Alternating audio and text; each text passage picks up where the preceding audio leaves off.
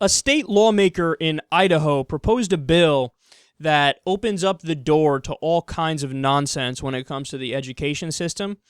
House Bill 113 gives parents, quote, the fundamental right to make decisions concerning the care, custody, education, and control of their children.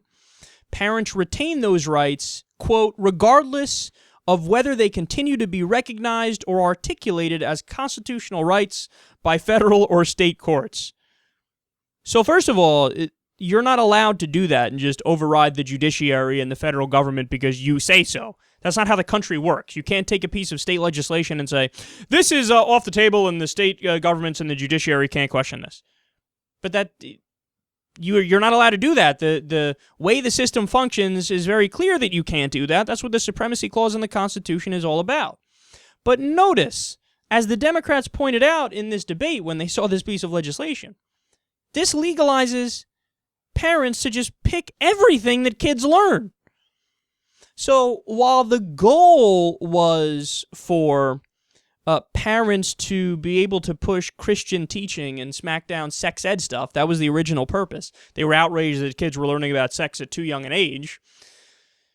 So they were trying to address that, but you accidentally opened up the door to Spanish-only classes because parents say they want to have kids taught in only Spanish. You opened up the door to Sharia classes. Because of the way you worded this piece of legislation, you're now making it so that Muslim parents can say, well, I only want my kids to learn what is in line with Sharia. And you worded it so vaguely and in such a general, abstract way that, according to the letter of the law, you just legalize that at the state level.